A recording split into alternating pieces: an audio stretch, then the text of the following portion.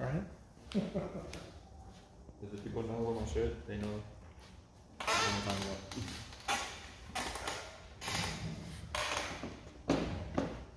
Let you go.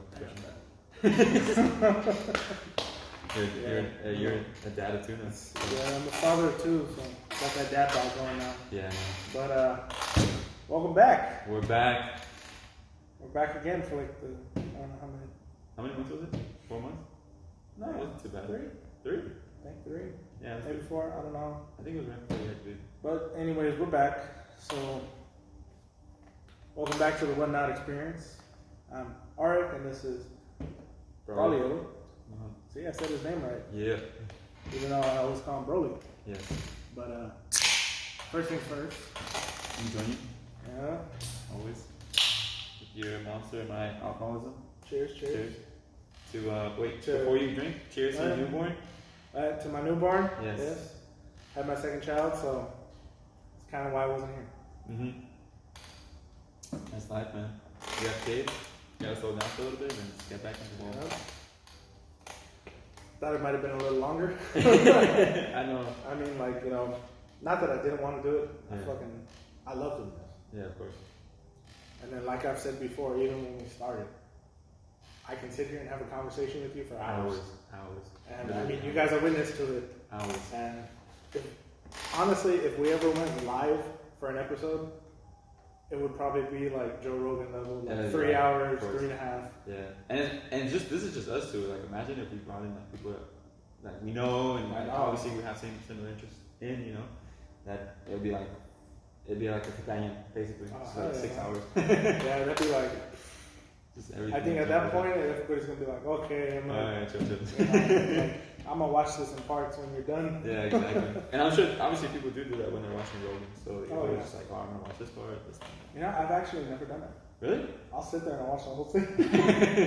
I'll try to, especially like if I'm here, like in the warehouse, just like working. I'll just try to get to the episode. But I feel like sometimes, like certain episodes, are just like you feel like you're listening to it for so long, and then you look at the time, you're like, damn, you're only an hour in. And right, you have like 2-3 hours left, and you're like, fuck, that's crazy. There's been a few times where I'm like, damn, like this is kind of long. And then I check, same thing. It's only like an hour and a half. And I'm like, oh. You know about Alex Jones, right? You know yeah. I remember watching that one. It was like, I think it was like 3 or 4 hours. I think it's like 3 hours. Yeah. But that one was so like interesting. It was fun. Have you ever seen him on Andrew Schultz's podcast, Flagrant? Joe? No. Oh. Alex Jones. When he goes on Andrew Schultz's podcast. I don't think so, no. I don't really watch Andrew Schultz, only here and there. Only because my roommate, because he watches him. Yeah. Here and there, so. He's hilarious. He's funny. Like, yeah. And then he's fucking funny. I didn't see all of it when he was on Rogan. Right. But he was on right after that. I forget her name. The woman who escaped North Korea. Oh, right. Yeah. And then he was on like right after he was on the next episode. Yeah. My buddy was telling me about that. He's like, yeah, I know you and your buddy do podcasts. He's like, watch this Rogan podcast with the Korean. Like she did this and she left and blah blah blah. I'm like, all right, okay. I still haven't got a chance to watch it yet. I do need to see it. I seen her, and then I seen the clips from Schultz. I didn't get to watch it fully yet. Right. But he's like, saying like, what if North Korea is like, not that bad? Like it's just not saying that it isn't or that it is. Yeah. I don't want to lay claim to anything like that, but it's just he's a comedian, so obviously you're gonna make jokes. Light of situations. Yeah, exactly. So don't hold me to the highest standard ever. Don't hold us to the highest standard. Honestly, if people are doing that, that's kind of sad. Like, it's crazy. I mean, just like the same thing with Rogan when they try to like cancel him for everything, and Rogan literally says he's like, I'm done. Like, don't. Yeah. Why are you listening to me? Yeah, exactly. Like, I feel like people take certain people's podcasts too seriously, where it's like they're just having conversations about how they feel. It's not so much what they're saying is true, and that's what Rogan is like.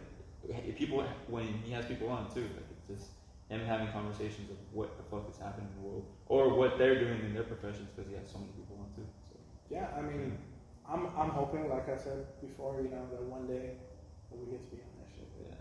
Honestly, like just sitting there with Rogan. Yeah, exactly. Or even popping up on a your mom's house episode. Yeah, exactly. Watching all that disgusting, Either- stupid shit with Tom. I think our dreams, our dreams would be like Rogan. I love Joey Diaz. I love Bobby Lee. I love Shab. I love. Shit. Imagine being on Fighter and the Kid. That'd be dope. Yeah. That'd With be him dope. and Callan. Him and Khaled, yeah. Callan is fucking funny. And Chappelle. And Chappelle, Chappelle yeah. Who was the other guy that Callan, is it Callan? No. Shaw does with the other comedian. Oh, Theo Von. Theo Von, yeah, Theo Von. Yeah, King he's of the funny. Sting? King of the Sting, yeah, he's funny as fuck too. I love their dynamic. Yeah. But honestly, the greatest thing that we'll possibly do once we start progressing, obviously we're doing this because we know we're gonna blow up. We know that this is gonna be a big thing. Because we wouldn't be doing this if it would. We didn't think that it would. But when we have like people on for ourselves, like we can invite people or we get invited to things, so that'd be fucking amazing. I'm gonna say it right now. We are gonna blow up. Yeah. I don't know when. It could happen, magically it could happen overnight. You never know. Exactly. But we'll keep doing this and we're gonna blow up eventually. Hopefully consistently. And I believe this to be true because of what I did. I put it out there in the world. Back, if you guys seen my videos when we were working at Keaton. Yes. I put it out there. I think it was literally in the first or second episode. I remember, yeah. When I'm sitting in the car with Mary, when we're driving, Yes, when she's first driving. episode. First episode. I remember specifically. When she's driving the car and I say that this is my girlfriend, who I love very much, who I'm going to marry, yeah, who's going to have my children. And now you're married. And I did both of those things. Boom! 2 kids. I thought you said boom roasted. Right? Mic drop, homies. I did it. I mean, it took shit. I've been with her 6 years now. 6 years. We got married last year in October. So almost a year married. And 2 kids. I made it true. That's true. I put a baby in. No. Yeah. Well, for me, I'm chilling around. I'm good. He's like, he's good. He's not gonna say nothing. It's personal. Yeah. Just leave it at that. Vibing.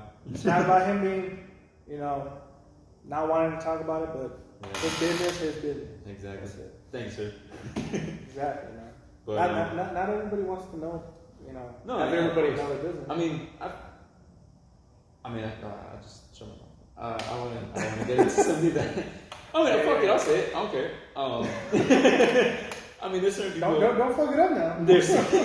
I know there's certain people that is in our inner circle that may be watching our stuff. Might say cool, but if I do decide to put my business out there, that person will know it. She'll see it and she'll have an opinion about it, and that's basically it. Yeah. I get opinions DM'd to me all the time. Yeah, exactly. From random people. like most of them, honestly, fucking awesome. Yeah. Like I literally get people who they'll see literally the clip that I posted from, I want to say 2 episodes prior. Right. Or 3 actually, when we were talking about Sausage Party. Oh shit. I get people I'll see oh, they like that one. Nice. Then they follow me. Right. And then they'll shoot me a DM. Mm-hmm. I don't necessarily reply all the time. Every now and then I'll be like, oh, thank you for watching. I appreciate the support. Right. And it's very strange to get that compliment from people that obviously I don't really know. Yeah. Because you don't really know if it's genuine or if it's yeah, because you never know. Somebody could be trolling. You never know. Exactly. It's the world we live in now. Surprisingly though, there's been a few accounts that I've gotten shit from. Really? Yeah. Like what? But they're all accounts. If you go, it's 0 followers. Oh yeah. Yeah. No picture. So it's it's the troll account. Yeah, exactly. So I'm whatever. I'm I don't care. Yeah. It's off. Yeah, exactly. It's people that know us and people that genuinely have similar interests in what we talk about are gonna watch what we talk about. And I know there's a few people that watch us, that were in the Kmart videos. Yeah, exactly. Like, The old days, and people that that I haven't met yet from your line of work, and people that I know in my business that I tell about that I'm doing this, and they watch it online. If they do, if they don't, whatever, it's what we want to do and how we want to put it out to the world. Yeah. But aside from that, we got a few things we gotta discuss that we might make this into a 2-part episode. Never know. I mean, considering how much we talk. Yeah, exactly. Maybe we'll see, but we'll see first things first. Obviously, you're not going to see this podcast like the same day exactly. that I recorded it, but as of today, right now, it is Saturday, August 21st. Yes. SummerSlam was today. Yes. Wait, today? Yep. I thought it was tomorrow. Nope, it's today. Oh, it's today? Oh my god! I might go on my phone and just see. Yeah, we'll probably watch it after. I thought it was tomorrow. I know. I thought it was tomorrow too. And then I seen it on Friday when my coworker was like, "Nah, dude." He's like, "SummerSlam is Saturday because they're in Vegas." Oh, that's right. Tomorrow's Takeover. Oh. Which I plan on watching. Yeah, I still want to watch that too. Yeah. Joe versus Cross. Yes. That's something I'm gonna watch. That's gonna be a good. But I'll probably watch the replay of SummerSlam later. Just well, to see I was that Roman and Cena match. I was just about to let you know. I know. I think you had mentioned it in the podcast. Your feelings of how WWE is now on Peacock. Well, I just recently got it. Paid $10 a month. Not bad. Pretty good movies on there. You paid 10? Yeah, like 10. That was 5. I think it was like 5. 10 or But I have 5. it. Something like that. Okay, yeah. So we have it. I Yeah. was like, I think it's $5. So now we have it. Okay, so now that we have it, like, yeah, I'm definitely. I was already like, damn, like, I'm already gonna, I was already hyped. I'm in my bed. I'm like looking at it, watching old school WrestleMania videos, matches and shit. I'm like, damn, I'm so excited for tomorrow. And now that you're telling me, I'm like, Jesus Christ. Fuck. Yeah. Yeah. But yeah, so SummerSlam. I guess we'll probably catch up on that later. We'll talk about those matches. But what happened yesterday was something that we thought might not happen. A long time. We all wanted it for so long. And if you're a wrestling fan, August 20th, 2021, yesterday, on AEW Rampage, CM Punk legendary returned to the wrestling business. Legendary. Insane. One of the biggest pops I've heard since Austin and Cena. Yeah. Or even there's a lot of them. I mean, when it comes to pops, like I haven't heard something like that in a long time. And I would agree, since I would say, and I did want to tell you, like, obviously I knew we were gonna have this conversation.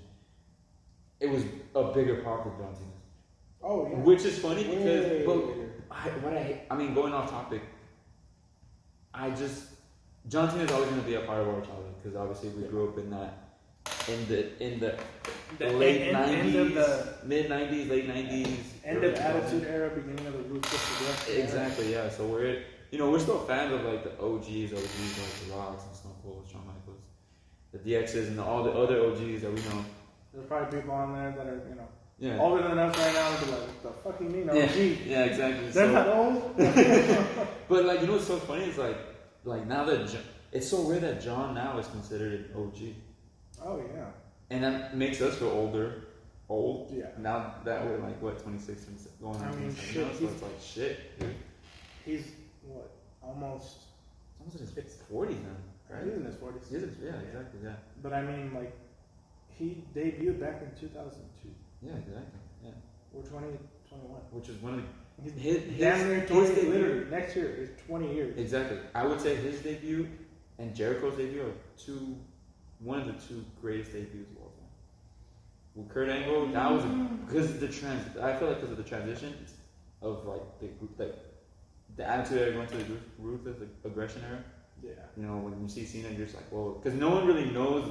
Like everybody just knows like the spinning belt and the rap version of him, you know. The Doctor of The Doctor of Thugonomics, which is one of my friend's favorite versions of John Cena. That was my favorite version.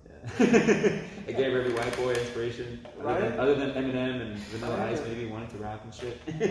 But aside from that, like, now that he's like, obviously he's older now, like, you know, he's doing movies. I mean, we'll talk about Suicide Squad later, but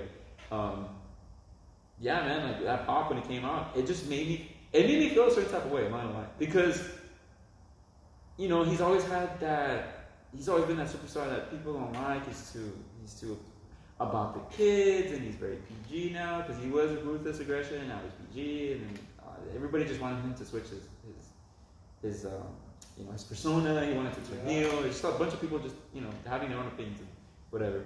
But when he came back and he had that pop, I'm like, really, like that's so like to me that was kind of like weird. It was just really weird because I was well, like, I mean, you gotta look at it like that too. He came back, after Roman's match. yes, Roman being the heel, which is amazing.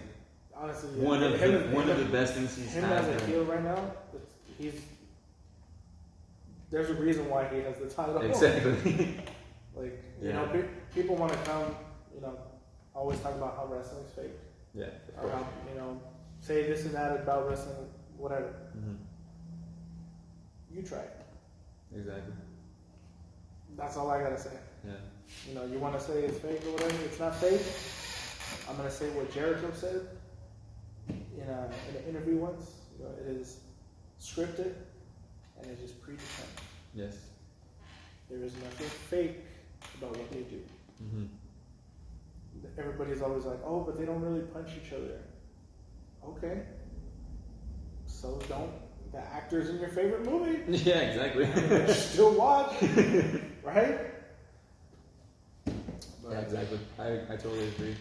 But yeah, that pop yesterday was insane. In Chicago too, his hometown. Yeah. You know what's so funny though? I was just about to say something before you had turned on the camera, but I'm happy I'm saying it now. It's kind of ironic because John, if you watch the promo with not what just happened yesterday, but the last week before, when he referenced CM Punk, and he said, "I'm gonna jump over the barricade, and I might even blow you a kiss."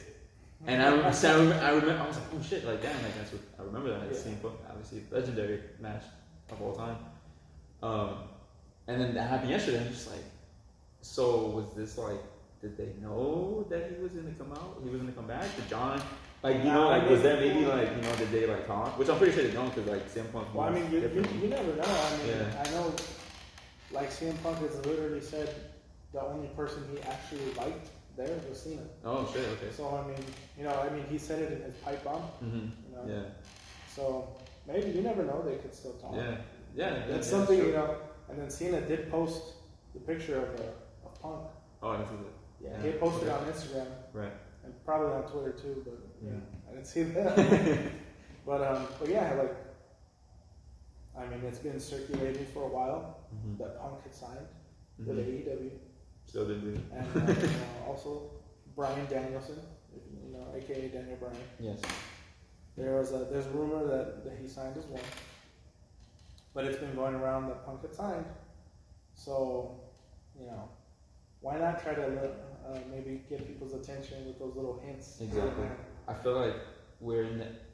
It's so funny. I was looking at Instagram today and it had four picture boxes. It had Christian, Edge, Cena, and CM Punk. And it literally in the quote on top it said, never in my wrestling career or wrestling career as far as watching wrestling would I ever think that these characters would ever come back in 2021. Which is true. Right? Like I would never think you would never if I would have told you last year hey, Edge is gonna wrestle Seth Rollins.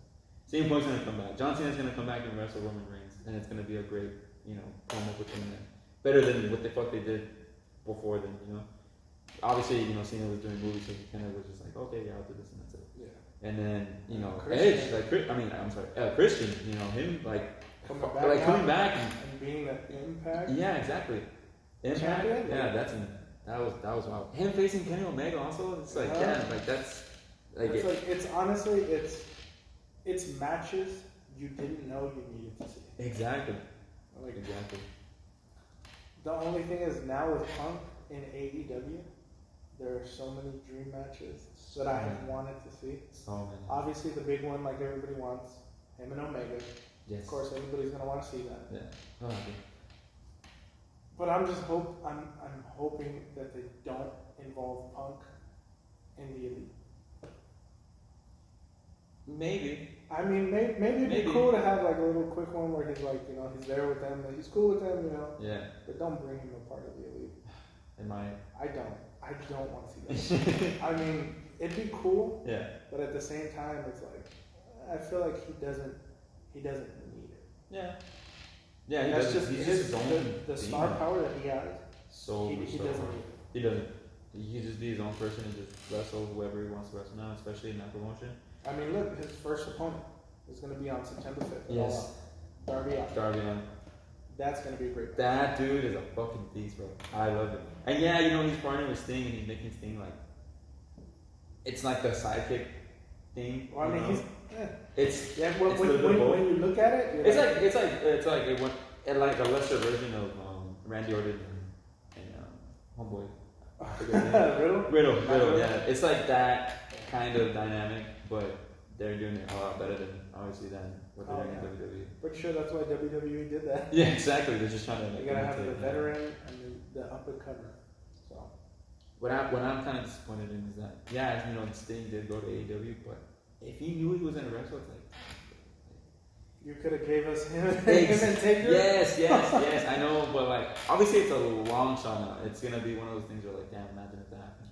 Which maybe it still can, but I would have loved to see that rather than him fight Triple H. Oh, of course.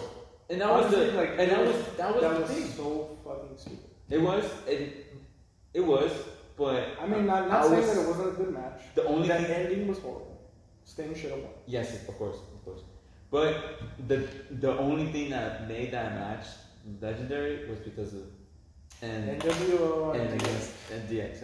So it's like, but it's like the stupid part was X-Pac, because he's in both. Was he in there?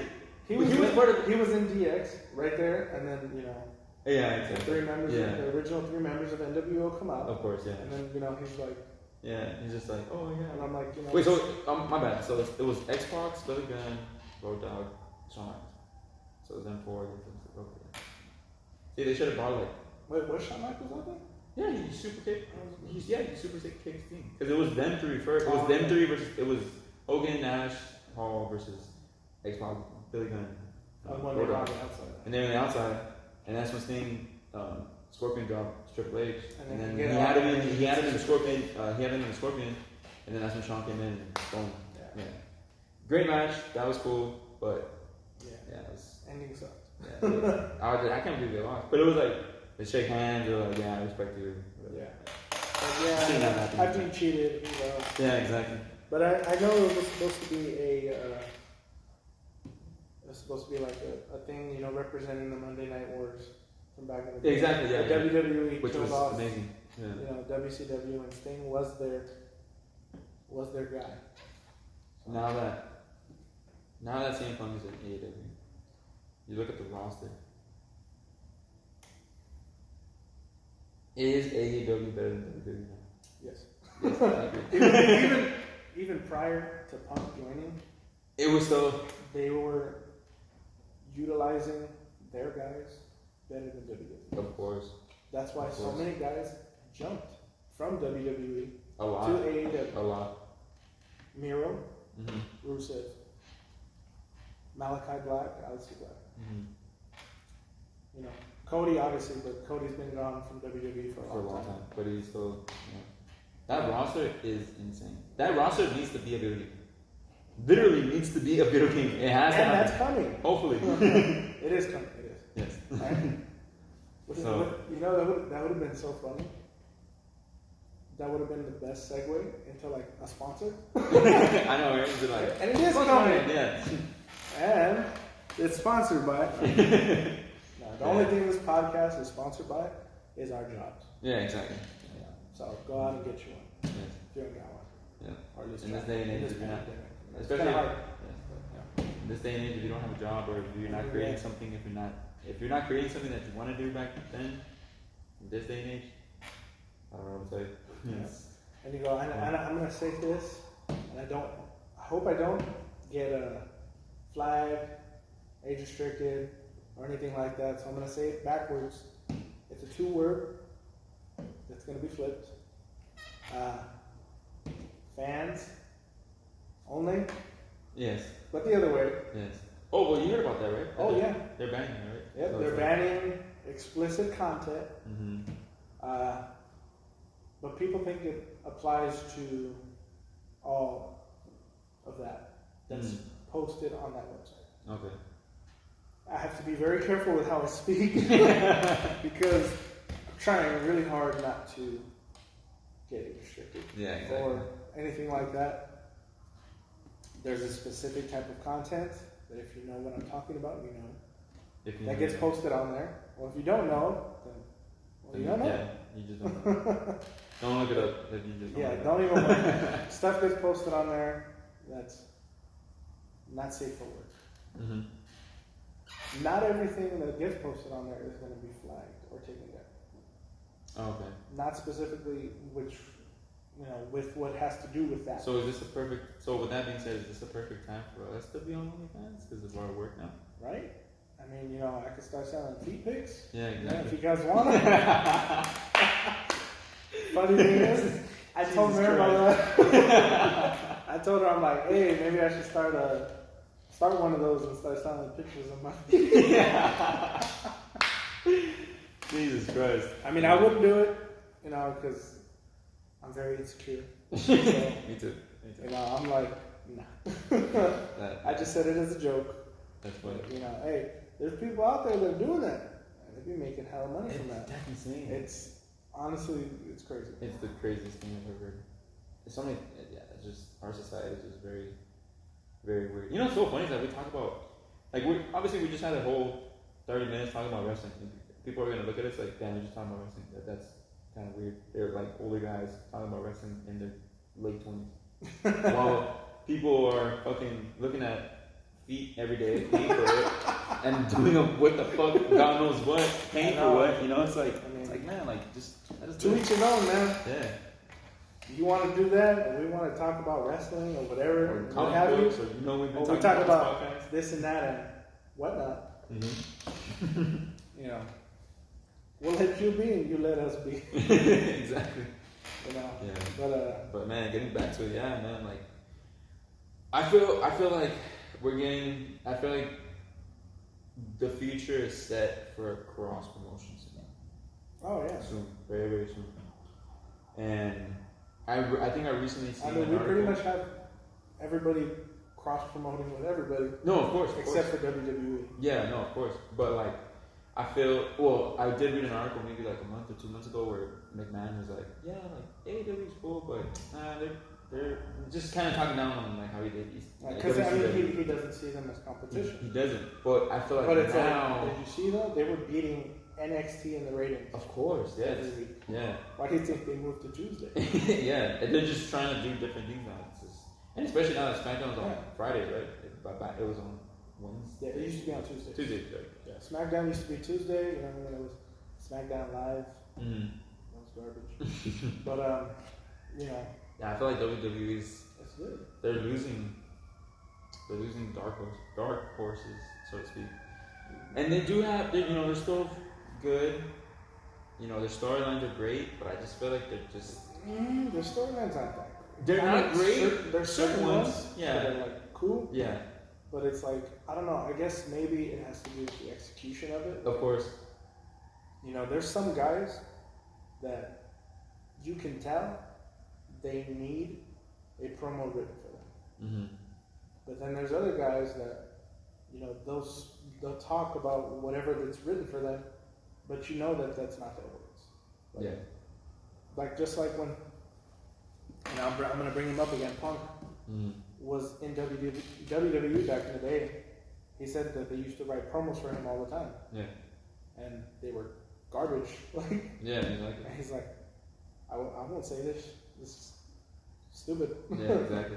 Like, and then change the whole like, dynamic. yeah, and then later on, even after, I think it might have been after the pipe bomb, or after he had come back From the you know.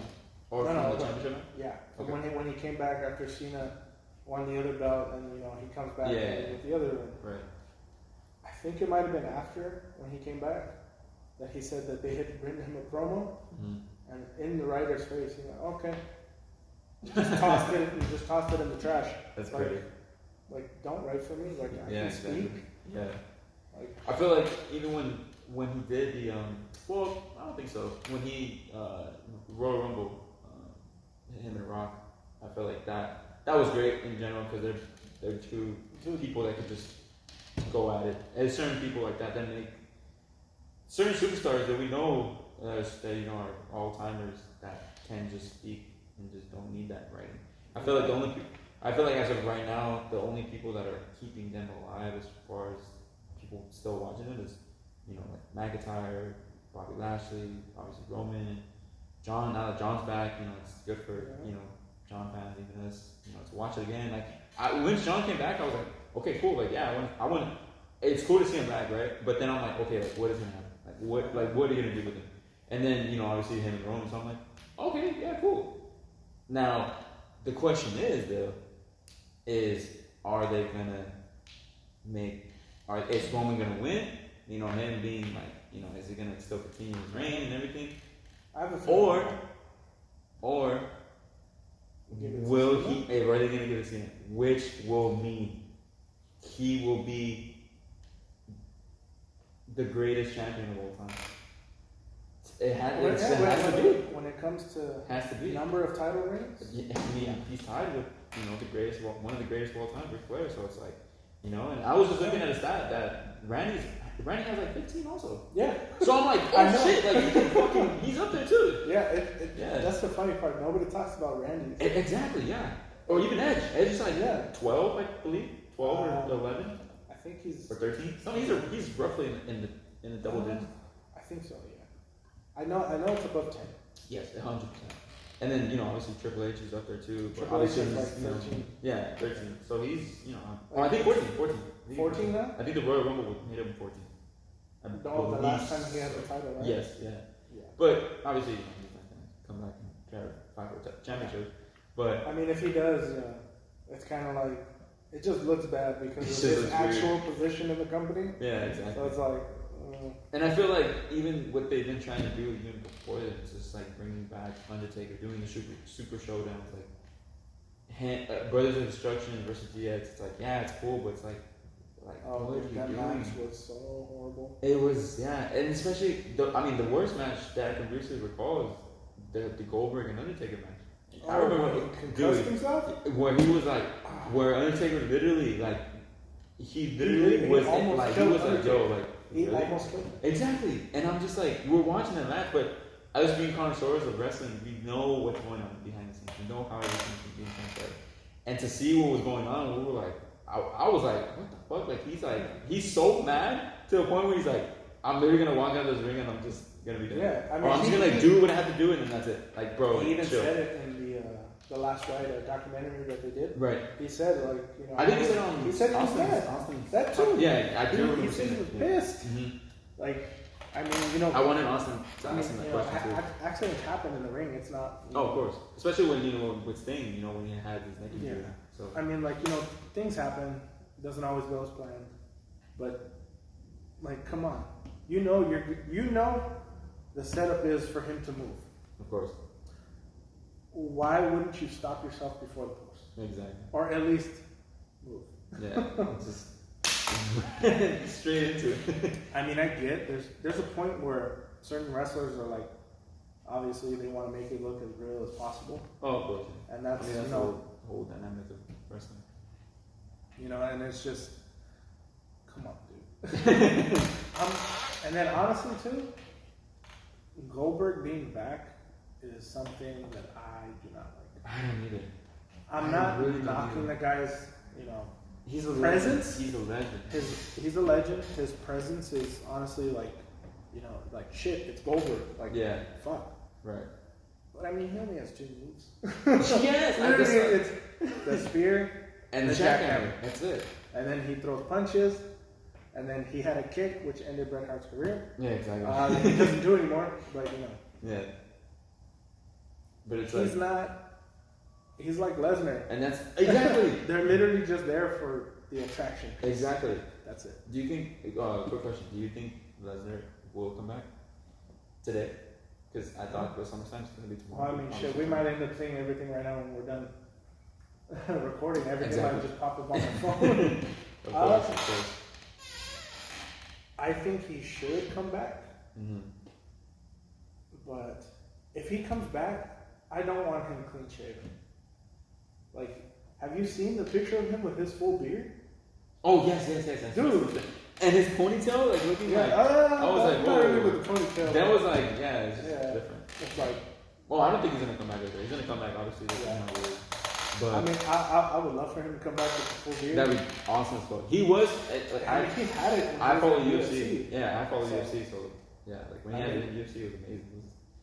He was badass. Not to knock Lesnar, because he'd probably knock me the fuck out. Especially me, he'll probably use me in the toothpick. He'll probably hit me with you. Exactly, he'll grab me like a baseball and hit hard. But, I mean, if he were to come back, the only match he can come back in is the Roman and the Cena match. Yeah, of course. I mean, but at the same time, if you think about it, if he does come back, and that would be the match he would come back in, do you want to say that again? Honestly, no. Exactly. So it's if anything, that's more of a likely situation to happen, him to show up in that match. Of course. But I think I'd rather have him show up during the Lashley and Goldberg. I would agree. Because, I mean, Lashley has even said it before, that that's a match he wants to have. Him and Lesnar. Might happen. I mean, it would have been great. In the prime? When they were, in their prime. Mm-hmm. But I mean, even if we were to see that now, they're both legit MMA fighters. Of course, yeah. Lesnar was the UFC, and then Lashley did Bellator. Mm-hmm. So might work out. I mean, maybe you can have a bit of a match that's a shoot. Mm-hmm. Maybe I'm just saying. They both wear gloves anyways. Or does Lashley wear gloves? I don't think so. No, right? No, he doesn't. He still wears his regular fit on. Shit, just tell him to throw on some gloves and you're good. Yeah. Shit. Yeah, I was so happy when he came back. I was like, wow, damn, that was a dude. He was obviously, I'm happy he's a champion now. Long overdue. Should have been back then. Him and John should have had a match back then. Him and other people should have had a match. Him and Batista, like Triple H, guys like that, Even maybe I don't think he had a match with Undertaker, but that would have been cool back in the day too. Yeah, he was very underutilized, very underrated, and then obviously when he came back, different style, which is still cool, with him and MVP, which is fine, but I mean, it works. It works. It works for what it is. You know what would be hilarious though? Do you remember the segment he had with? It was on MVP's the VIP lounge. Yeah. And MVP has the girls come out too with Lashley, but then he kind of tells them about telling them to bounce and shit. Uh-huh. I feel like anytime that the girls would have been out there, that would have been the best opportunity to have Godfather there. That would have been great. I mean, it wouldn't really make sense. Yeah. But if you watched wrestling back in the day, you know who the Godfather is. Yeah, exactly. He always had the train. Yeah. To win. So. I was just watching Rock and Cena just today. Just first or second one? First one. Second one, yeah. The once in a lifetime that happened twice. Yeah, exactly. It's so, what's funny is that I remember when that match was done, I was like, damn. Obviously we've had many conversations about who's the greatest of all time. Personally, me, I love Rock. I think he's the greatest. And I was like, and then I remember I was like, the next year, obviously the next, season that happened, Rock came, I think it was the 1000th Raw show, announced that he's going to fight the champion at Royal Rumble, ended up being CM Punk. He wins that, It didn't really click. You know what's so funny? It didn't click into my head. I was more focused on The Rock and CM Punk because I obviously as a fan you just want The Rock to win a championship again. It totally slipped my mind that I was like that John had won. Yeah. So in my mind I'm like The Rock is shit. champion. Blah, blah, blah, blah, blah. I'm watching Raw the next day. I'm like, oh shit, shit, what the fuck? They're fighting for the championship. But I'm like, what the fuck? Like, right? You know, it's like once in a lifetime. it's like it's just I don't know. I mean, because you know the ratings of how that will forever be the most hyped, the most anticipated match of all time. I can argue with any wrestling hardcore wrestling fan. They literally promoted for the whole year since, and no one ever did that before. No one ever did that. The fact that they did that was dope. They literally started it the day after WrestleMania. Exactly. 26, I think it was, or 27. 27. Yeah, 27. And like, but even before then, the beef, the build up between them, like, well, Rock coming back, hosting it, and then him saying like, I don't like John Cena, and then him going back and forth until the actual WrestleMania happened, and then him losing the match, and just the build. Yeah, people don't realize like the build up of how that whole thing went from a year and a half from one WrestleMania to another one to them actually, you know, facing each other. So, you know, that's obviously going to go down in history as the greatest thing of all time. Yeah. I think that WrestleMania, for me, I think personally, and you might hate me for this. For me personally, that's the greatest WrestleMania of all time. Because it has 28. Because it has two of the greatest WrestleMania matches of all time. Once in a lifetime and End of an Era. And I'm just saying that because of the build-up of how everything transpired. The Shawn, End of an Era. 28 for the End of the Era for Taker? Yeah, that's what it was. That was Triple H, Shawn Michaels referee, and Hell in a Cell. That was it. Those two matches literally. It was single. I feel like those two matches single-handedly made that WrestleMania. No, I think it was 27. No, it's 28. 27. 28, 29 is Triple H. No, 20. Oh, no, wait, 20. 25, 26 Shawn Michaels, 27, 28 was Triple H. That's what it was. 29 is Punk. Yes. Okay. Mm-hmm. Yeah. That's just my personal opinion because I feel like those matches are very like. And only because of the build-up, you know. I obviously you might be like, okay, well maybe 25 is cool because I don't really think people. Obviously, people guesstimate of how matches go in certain WrestleManias, you know. Yeah. 25 was good because of Shawn Undertaker. 26 was good because of Shawn Undertaker. 27 wasn't the greatest. Triple H, Shawn. Oh, Triple H. That was, and that was good. Aside from 28, I feel like a second one that I could recall, which is really like eye-opening, would probably have to be 18 because Rock and Stone Cold championship match. That was, you know, and even with Triple H and that was the third. That's the first actually Triple H Taker match in 18 when the Taker was American Badass, and Wait, was it 18? I think it was 18. I'm pretty sure it was 18. No, I'm sorry. It's been a while. 17? 18? It's one of those. It's one of them, yeah. So, yeah. I'm like, I think it was 17 or 18. Yeah. I'm pretty. Oh, 17. Right? I think Triple H is the only person he's faced three times. Yeah, 17 because 19 is when there was the last Rock Stone Cold matchup. No, okay. Yeah. But I feel like for me personally, that's the greatest one of all time. I think so. Yeah, I mean, they had some great matches there and everything, but I feel like for me, 30. Really? Because of Daniel Bryan's storyline. Yeah. I mean, because if you look at it, it's a very close second. I would agree. His come up, because you know all the promos of him being a B+ player, you know, being like too small, not the typical WWE guy. Right. Most people, you know, the casual audience, just the fans in general, Right. pretty much all got behind Bryan. Because I've never seen anything like it's because they see themselves in him, in the character and the situation of it. your boss or whatever is telling you, Yeah. you're not that guy. Yeah. You know, to quote that meme. Exactly. You're not that guy. Yeah. No.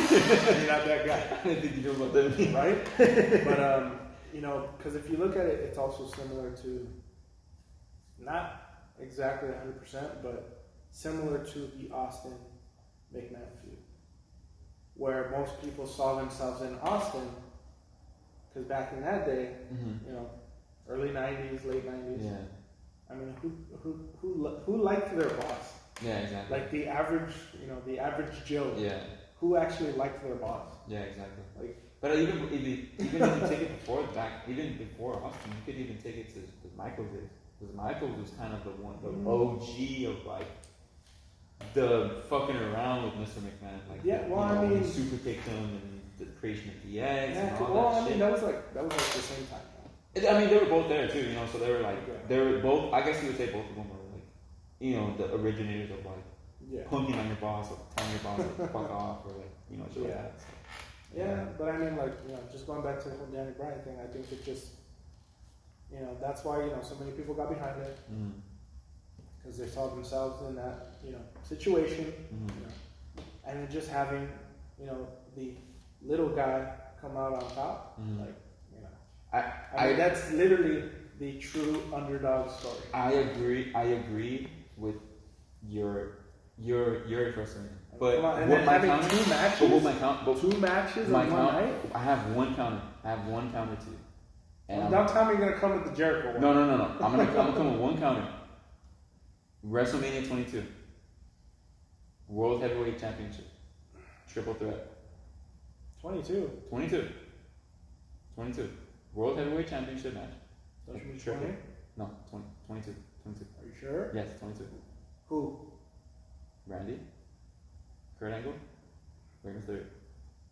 God, that shit match? That wasn't. That match was. It wasn't. Shit. Bro, no way. But okay, why do you realize why I bring that? Mysterio fucked their time? Yes, I agree. For taking too damn long on that entrance. I know. Because they run. You know what's so funny? They literally had to rush the Yes. I totally agree. But it made the match a lot better. I would say that. It made everything speak. And that's what you want to see in a triple threat match. You kind of don't want to see it like. You don't want to see it dragged out. Exactly. So like the way they kind of, I think it was perfect the way. But I mean, it's kind of like, fuck, man. Like, you know, if you're allowed in so much time. Right. I think they were only given about 15 minutes. Yeah. Mysterio's entrance takes like 7-8 minutes. Like, exactly. What the fuck? And then Randy just comes out, Kurt comes out, like, announcers, Randy goes to title, boom, it starts. Yeah, I mean, because like I listen to Kurt Angle's podcast, the Kurt Angle Pod. And he talks about that match, and he literally says, "Mysterio fucked us on time." Yes, I know. He took forever, Yeah. and then obviously they knew he was gonna win because that was his hometown. You know, like, come on, you gotta give it to him for that. Yeah. And then you literally have the whole entrance. Yeah, exactly. Like, it's kind of stupid if you don't win. Yeah. No, I mean, just the reason why I bring that match up is what you had just said. I'm not disagreeing with your favorite WrestleMania being the best WrestleMania, but what I would disagree is on the typical. I see myself as that person, as the Daniel Bryan, as that little guy. Like, oh, I can't be that type of person if I don't have muscle or anything like that. But I feel like he was the original to do that. We should go do wrestling. Yeah, we should. I feel like we'd be obviously with our physiques. Yes. At this point in time, we're going to be known as jobber number 1 and 2. Yes. That's all I feel at this body stage. I feel like that's where we're at. I feel like CM Punk before CM Punk. It'd be like, I'm going to be called Dad Bod and Stick. When you said Dad Bod, I was like, might as well just call me Dad Bod and Logic. Just like paying homage to our favorite guy. Be like, they call him the Logic of wrestling. But he's not biracial. I just hope if he one day sees this, oh man, fucking hilarious. Dude. But imagine having him on a podcast. Who? Logic. That's the dream. I feel like we would honestly have to before even recording or starting the podcast, Yes. calm the fuck down. Of course, like, just be like, yo, like, this, yeah. Yeah, of course. I wouldn't even, like, like I said, like, we have the pleasure of being in the warehouse, having our own place to record and, having this, this place of sanctuary for us, And I tell my best friend all the time, like, we have, with the brand, we're trying to make it also, we're trying to have different people wear our stuff, like certain rappers, certain influencers, certain TikTok people, I've told him so many times, I have certain, I would never, since, I'm just, the person that just does your stuff, and, helps them out, I can only say so much as far as like telling them, like, hey, maybe we should get this person. For me personally, there's only two people that I would ever want to be, and I would obviously have to get giddy about it. Be here for the brand, or be here for our podcast. Is my favorite influencer who made the shirt, for Warlords. He, obviously, he's also a big wrestling fan, which is, amazing. Knows everything about wrestling. He would kill it with us. Like, he would talk about everything with us right now. He just recently had a IGTV video talking about who's the greatest of all time, The Rock or Stone Cold, and he went 17 minutes about it. So, shit like that. It's it's like, that's why I gravitate towards certain influences that I can understand like that. And obviously, it would just be like, it'd be like, holy shit, like if he ever did a lookbook for the brand, like I just literally would see him right over here in this section is our backdrop, so we would do our photo shoots at. Sitting here and seeing him, I'd be the same way. I'd just be like, holy shit, But if he was here, we had conversations with him, man, it'd just be like us. We have conversations talking about video games, everything. And we follow him so much to the point we know his interests and what he likes and what he doesn't like, and we don't want to say, not in a creepy way. Exactly, we don't want to be in a creepy way. If you ever saw this as if you ever just, if any of his, people behind the scenes ever showed him this video, it'd be great because they're showing it, but we don't also want to be creepy and be like, oh yeah, we know this about you. Like, yeah. We know certain things obviously because of what you've shown interests in, like, with your Twitch channel, your YouTube videos. Obviously, we know he plays video games. Of course, yes. And just being, I guess, a human being. Yeah, a regular human being. Not that he's not a human being. Exactly. But it's funny though, because like I was just watching one of his interviews. It was a Q&A. One of the questions that I asked him is like, do you believe in aliens? He's like, yeah, I believe in aliens. He's like, I'm an alien. I'm a fucking alien. Right? That was funny, but yeah, like still my favorite interview moment from him is still before he got like before he blew up. He's like, they're like, I'm fucking nobody. I stay at my house. I stay with my wife, my puppy, and I just stay home. I'm just because I just don't fuck with him. Yeah. That's honestly like one of the best moments from an interview that I've seen. Incredible. But speaking about Logic, we were very sad when we heard that No Pressure would be the last album that he would ever put out. And then, we obviously, we stopped, podcasting for a while, and then, family things. Yes, and that stuff happened. And then, he just dropped lo and behold, he decided to drop that first collection. The first collection of the Young Sinatra songs. Yeah, exactly. Braulio literally had just showed me. And literally the last time we did the podcast, I was taking him home, and we were talking about Logic. I was showing him the music from way back in the days, mixtape days, the Young Sinatra days, and I was showing him this song, listen to this. He's like, okay, cool. And then 2 months later, goes on IG, he's like, hey guys, yeah, I'm dropping a collection from my old stuff. I finally got everything cleared. Exactly. Drops. And obviously, literally, maybe a few more, but most of the songs that he showed me were literally all on the collection. And there's some songs that couldn't get cleared that I still have on SoundCloud that we still play. But it's just so ironic that stuff like that in life happens. And then for me, so that comes out. I'm listening to it constantly. Obviously still listening to Under Pressure. I mean, No Pressure. And No Pressure. And No Pressure. No Pressure, Under Pressure, And all No of it. Pressure, everything. What about just regular pressure? Then it just becomes an incredible story. But how true? Mm-hmm. How true it is. But then he drops That BT3. exactly. But even before then, he drops Vaccine, and Uh-huh. then he drops Get Up, and then he drops My Way, and then he drops Call Me, and I'm like, You're like, what? Hold up, what is really this? about to happen? Right? And then he literally.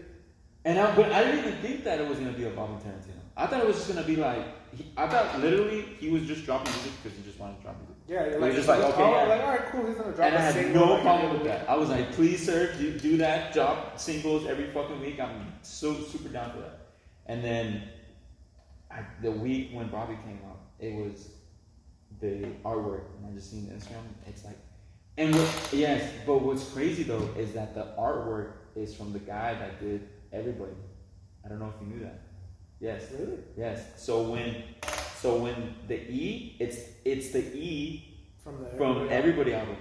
And then it turns into the 3. So I was literally in my fucking kitchen. I was like, holy shit, we're getting a Bobby Tarantino 3. But the way they did that, it was like, as a fan, it's insane. If you really paid attention to, I forgot which song it is. He mentioned it prior to ever saying he's gonna drop the mixtape.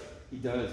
He says literally the BT3. It I think you're referring to. I don't know if we're saying the same thing.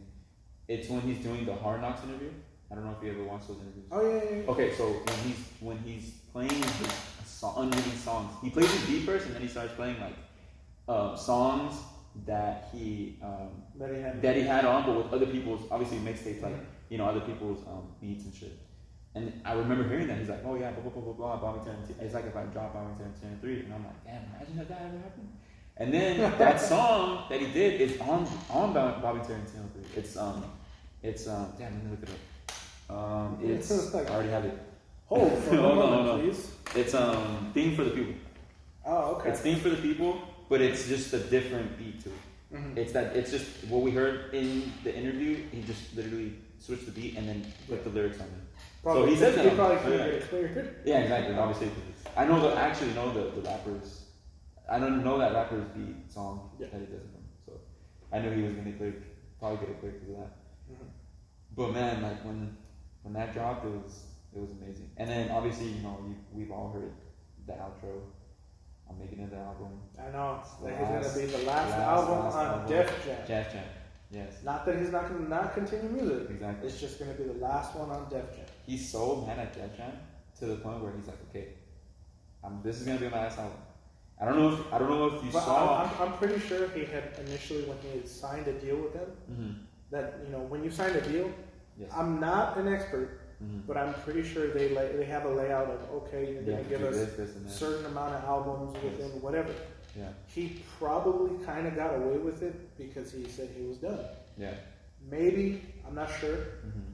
But obviously, he came back and then he's still doing an album with Def Jam, so you kind of have to assume that, there was already Def Jam had already kind of signed, had him sign something that says, I'm not even too come back, you got to do one more album. Yeah. I'm not even too sure what. I feel like I know that issue. I already feel like once he's done with that, though.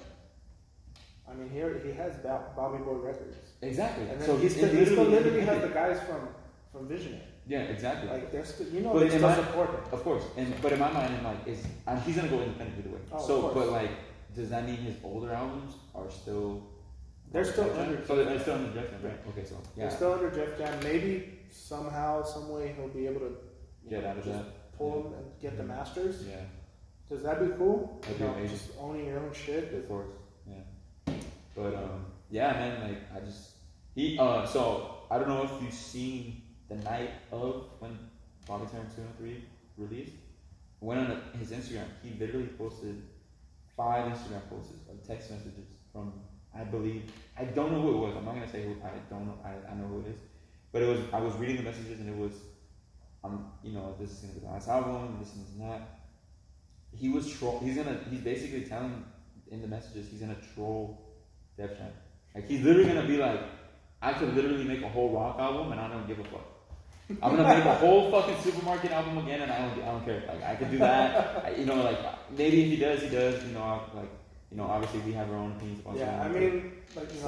I mean, like I said before, there's good songs on there. There is. For me personally, the album as a whole is not great. Certain songs, but yeah, it's just as a fan, we know him to be, and he said it before in his Q&A. He's like, I don't like fans that feel like that I switched up on the music or feel like I switched up of he doesn't like fans that say like, oh, I don't like this because I feel like you're this or this and that. He likes fans that enjoy the music but also have an opinion on it, which we do. It's not going to be like, oh, we fuck Supermarket, we're not going to listen to it. It's like, no, we listen to it, we like some songs, and then obviously we like his certain styles of the OG, like him rapping to OG 86 music. Oh yeah. Stuff like that. Or maybe like certain songs in the Everybody album, or just different things. Like he's very dynamic. Yeah, there's a lot of people that I've spoken to that they like Logic, but they say their least favorite album. Because Supermarket's not really technically the album. Mm-hmm. It's like I think it said it was a soundtrack or something. It's the soundtrack to this book, yeah. Mm-hmm. Their least favorite album, from what they've told me, is Everybody. That's insane. Yeah, I'm like. That's literally insane. What? I'm like 1-800. 1-800. Black Spider-Man. Yes. African American. Yeah. There's literally so many good songs. Many good songs. How? There's so many good songs. It's not my favorite album, but yeah, no, of course, yeah. How can you not like that? Like, bro. Yeah, exactly.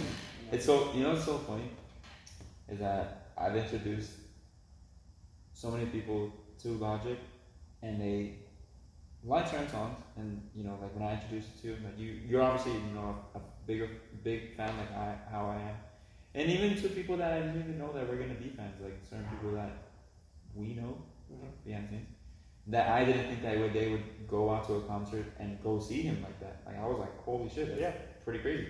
But so the people just talking about they went to that concert with me. You son of a bitch! You motherfucker! What? I've yet to see. Okay, that's fine. I've yet to see him in concert. That's my. Did I ever show you the video? No. Yeah, I know you will. I get to see him in concert. I know he said he's still going to tour. Yeah. As soon as he comes over here, we're comes going. down. Yes, 100%. We're going. And I already told Mary about it. Go for it. I don't think. And what's so funny? I don't think there's a certain amount of artists that I listen to. I don't think there's an artist like Logic that I can go. But aside from Travis, if I go to a Travis concert, I know I could sing the whole fucking discography of him. I could literally. Who? Oh, you son of a bitch. We've had this conversation about our dislikes and likes about music. This guy, we'll get into that in another podcast. We've had already.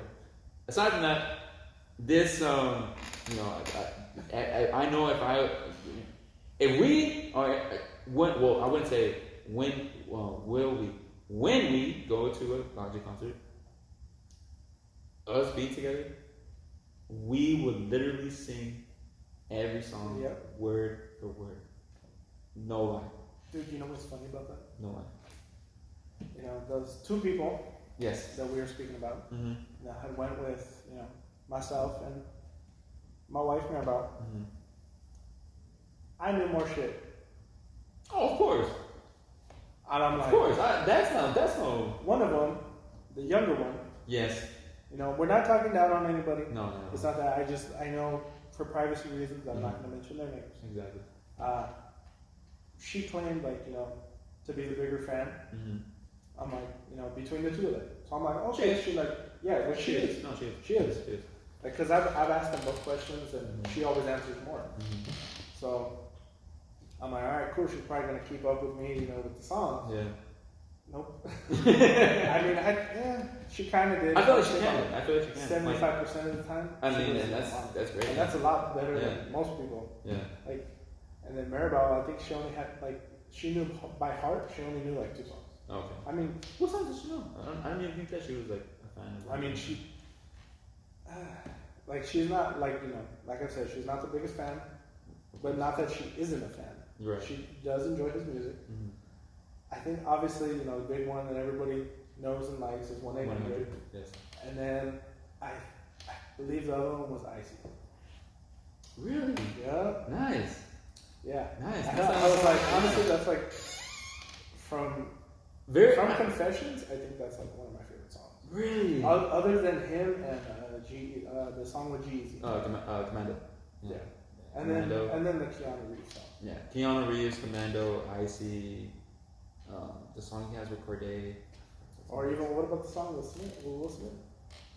Yeah, I don't know that one. I kind of like it just because the beginning part is he starts off trying to sing First Prince. Yeah, exactly. It's forget all that. Yeah, exactly. I mean, obviously one of the hardest and I feel like the biggest songs on there, Homicide. Oh yeah, of course. My dream. Eminem. That was the dream. That was I remember listening to Logic for the first time, and I was like, imagine if he would rap with Eminem. Imagine that. Right? And that was just me being a fan, and then him talking about being a fan of Eminem, and then him obviously being himself, and being like, man, imagine if I ever did a song with him. And that song came out, and then what people don't really know is the original title for that song wasn't supposed to be called Homicide. It was supposed to be called Genocide. But the reason why he didn't want it to be called Genocide is because 2 white people on a song called Genocide.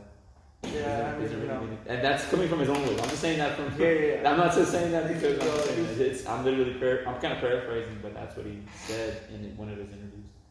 Yeah, because it kind of sounds Yeah.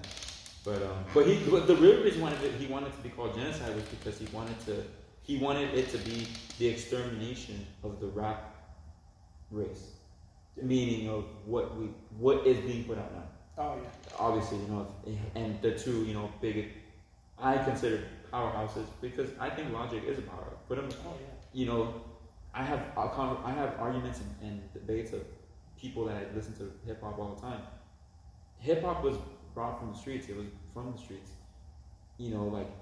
Discography and all, cool, yeah. People may have bigger songs than others, but if you put a guy like Logic against one of the biggest rappers of our right now, he'll fucking destroy him either way. Yeah. We know even before that. We know, obviously a different topic. We know even underground independent rappers that will kill the fucking guys that are. Yeah, it sucks that certain guys don't get the same attention that the mainstream media gives to these and even mumble rappers. And even him being such a big, people know about him, and he still doesn't get that credibility of the Kendricks, the J. Cole's, the Drakes, the people, the Travises, those type of names out there. People just don't give them that recognition. Yeah. We want that to happen, but that's why we're fans of it. That's why you're a fan of a certain person. You're a fan of what they put out. Aside from whatever is mainstream or whatever the fuck is out there. I was gonna say though, but should we tell them that there's one thing that they probably don't know about Logic? He's biracial. Exactly. Sorry, I had That's so good. I don't know why I was about to say peace of positivity. That too, man. I was just about to say that. That was so great. That was good. I was like, when we started talking, I was like, I started thinking about that. And I was like, damn, should I say it? I was like, let me try to find it. That was perfect. That was perfect the way you said it. But yeah, man, that shit, I adore that man. Great. Before I die, I just want to see him. There's a lot of people I just want to shake their hand and just be like, what you have been able to accomplish in this world, I applaud you. And what he's been able to do in this world, as far as his music, it's just deeper than the music too. It's just the way people don't really see. If you're a Logic fan, you see it from when he first started to what he is now. to his albums, how they're very so specific and how they detail it, what he's saying about it, what he's trying to say, what the fucking message is. There's no other person, I'm gonna be biased, there's no other person that I think that could do what he could do. You know, aside from all the bigger names that I just mentioned, his discography is probably one of the greatest of all time because of what he's able to accomplish. I hope he's watching this because we would love you having on it. And we're not just dick riding you. We're not just trying to fucking, you know. Yeah. We're genuine fans. Hopefully, though, by the time that happens, we'll actually have a good setup. Yes, of course. And, you know, with multi-camera, some good microphones, either lapels or some stuff. Yeah. Or if he just wants to fucking come here. I mean, hey, you never know. Freestyle with it, you know? As he always does. But yeah, man. Aside from music, you know, jumping into movies, I did mention this with talking about John Cena earlier. Suicide Squad. I have not seen it. I am late to the game. I know. Have not seen a movie like this in a long time. I've seen clips. I've not seen a movie like this in a long time. What I will say, as a connoisseur of superhero movies, comic books, this movie, as far as DC, is the best DC movie of all time. Hands down. And you know me, bro. You know me. I would not say this if it wasn't true. This movie, for me, and I think personally, is better than the Snyder Cut. Okay, we're done here. We're done. No. I think it's better than Snyder Cut. I think it's better than Man of Steel. I think it's better than Aquaman. I think it's better than Wonder Woman. I think it's better than Shazam. This movie, bro, is literally insane. What I recommend you do is first and foremost is not watch this movie with your children, especially your son. Oh yeah, I know that. Do not. I told this people to all my friends that have children already. Do not watch this movie with your kids. I've seen the opening scene. This is not a kid's movie. I've seen the opening scene. Okay, so you know exactly I know what happens. Obviously, we don't want to spoil anything. Of course, no. For anybody that hasn't seen it, but I've seen clips. I've seen the beginning of the movie. I've seen what happens in the beginning. Okay. So, but honestly, like, one of my favorite parts, just from the clips, is King Shark. He is one of my favorite characters right now, bro. That character is I will go as far as to say King Shark is funnier and a better character than Drax. Because I would say this because Drax was supposed to be the Peacemaker. Yeah, originally because obviously James Gunn. Yeah, because he literally once, you know, the whole situation with Gunn, you know, Disney let him out of his contract for being a director. That's when he got the Suicide Squad director's gig.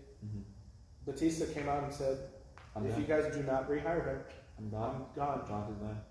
So, and he was initially going to be a part of Suicide Squad as the Peacemaker. You know, that would have been cool to see, but you know, we have Cena as the Peacemaker, and honestly, from what I've seen of Cena as Peacemaker, I will say this.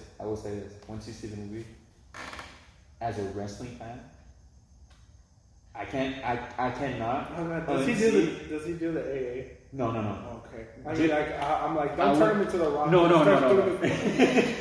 Fast Five, that was cool because he did that to Vin Diesel. That was dope, as it is. One of my favorite Fast and Furious movies, aside from the first one. Still haven't seen the new one. I will never see anything after Paul Walker. That's me personally. Whatever. If you're a Fast and Furious fan, can't stand it anymore. Too spontaneous, too fucking super cool. Yeah, right? It's too much, bro. It's literally it's like, what's next? Are they gonna fight Optimus? Are they just randomly gonna start? You know, when they're driving a car, they're gonna try to hijack a truck, and it's Optimus. I would say this. I literally say this. The next movie, they're going to space. They're literally flying up with the fucking rocket up there, and they're gonna fucking discover Mars, and they're gonna discover life or something like that. And they're gonna race on Mars, and they're gonna do fucking crazy shit. I don't know if it's in. I believe it's in the last Fast and the Furious. Tyrese's character pretty much goes to like the edge of the earth. I don't think it was. I think it was. I have not seen anything. I've seen the trailer. Yeah, that's all I see. The last but one. Seen it. I know. He's in the movie. I can't. Honestly, I would say does this. not make any sense. I would say this though. Now that I've seen Suicide Squad, I'm thank God I never saw fucking Fast and Furious. I would say that. But when I will say this again, after you see this movie, the performance John Cena had, his performance, man, it was literally like, I didn't know he had it in him like that, bro. Why do you think they give him a TV show? Exactly. But wait, I will say this.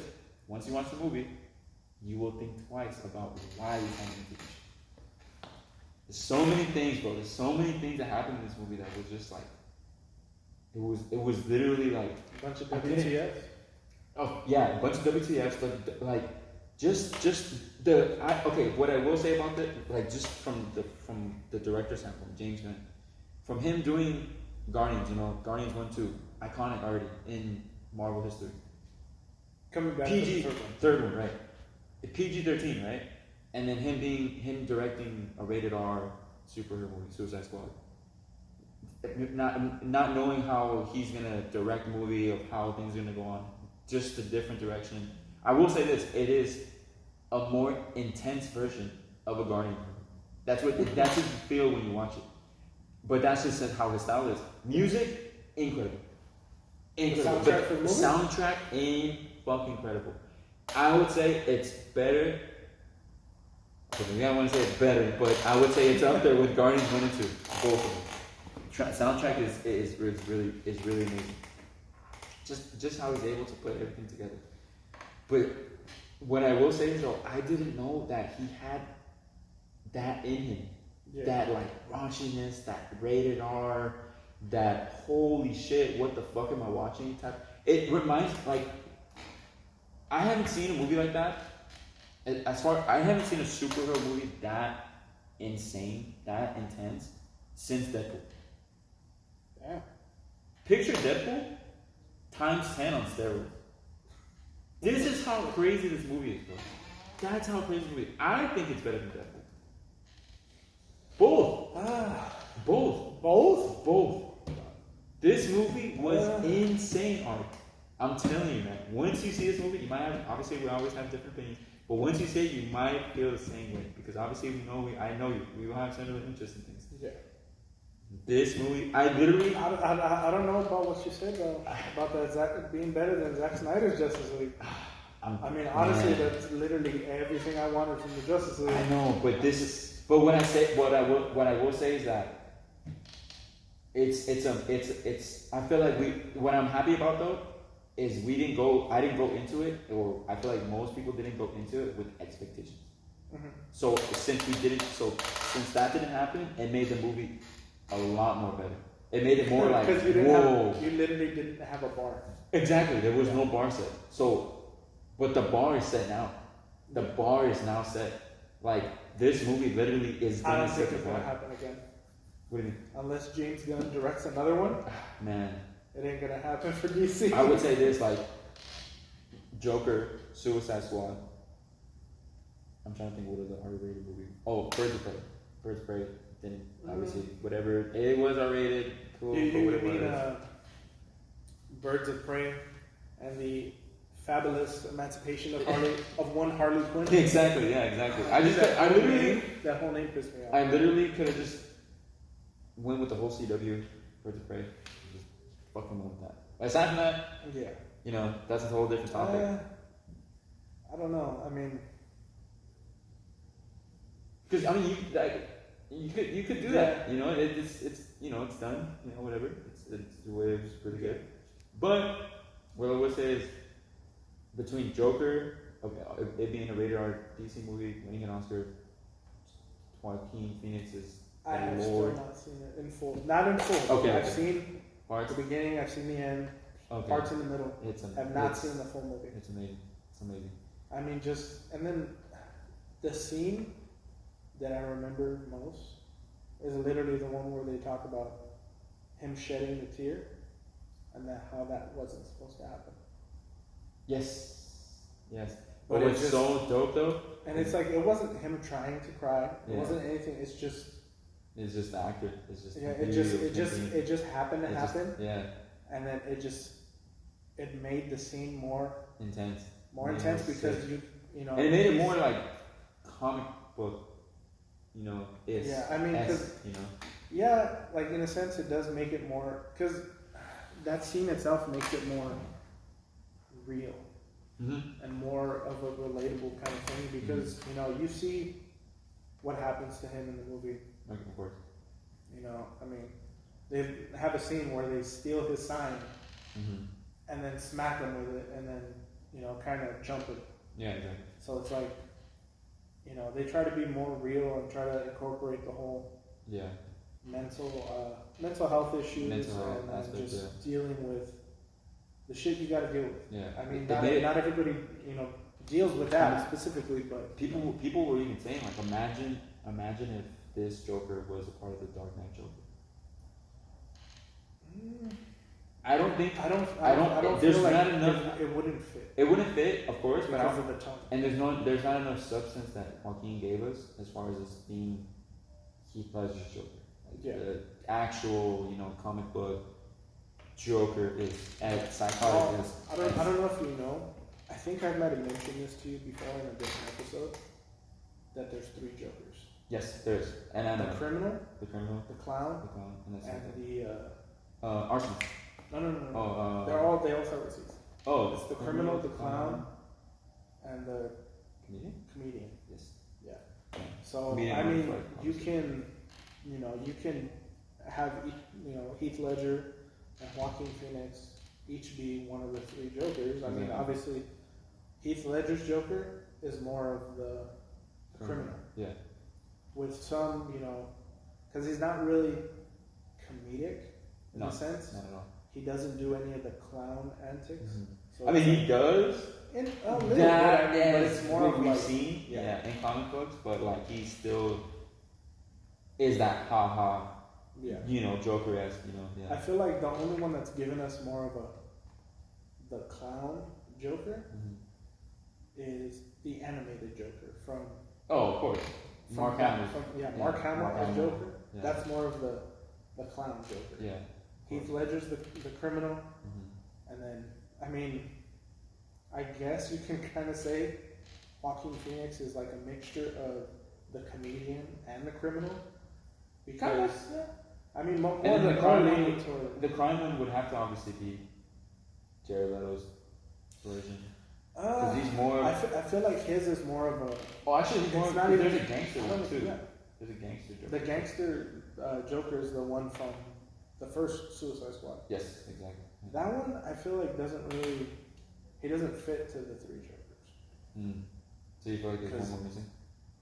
Yeah, I mean, you kind of see more of a different Joker, you know, at the end of the Snyder Cut. Yes. Spoiler, you know, but if you haven't seen it by now, it's like, come on. It's already going to be, you know, September. You know, but I don't know. His just, I'm like, there's no gangster Joker in the comics or any other different versions. There is. Which one? There is a gangster version. I don't know what series it is, but there is a gangster version. He does wear a suit and he acts like he's very like, not like Jared Leto's, but there is a gangster-ish Joker in comic book history. I can't. Yeah. I can't recall. Yeah. Honestly, I feel like we need the Joker from, you know, because people around our age, obviously, we did see Batman the Animated Series, you know, yes, with Mark Hamill as Joker and everything. But I feel like I want to see more of the insane Joker from the Batman. The Jamaican one? The Jamaican looking one? Yeah. Really? I want to see that one. Really? Because I think he's always walking like if he's like a monkey. It's like, I mean, it's cool. I feel like I like it. Because, I like it. You know, obviously being probably around 10 at the time that came out. I mean, He's very just like when you see him, you think of the Joker. Like you know it's the Joker, right? But like I feel like it's obviously it's a different interpretation. Just like Jared Leto's is the gangster Joker. And of course, yeah. I think I lean towards that more because of my age at the time, right? 10-ish. Just like switching over to the Ninja Turtles. Of course, I love the '80s Turtles. Cowabunga, dude. Yeah. But I grew up watching TMNT. Yeah, TMNT. From 2003. That was like 10 seasons. That was a golden era. As far as us being Turtle fans, For our generation, that's my Turtles. Same. Like, not to be.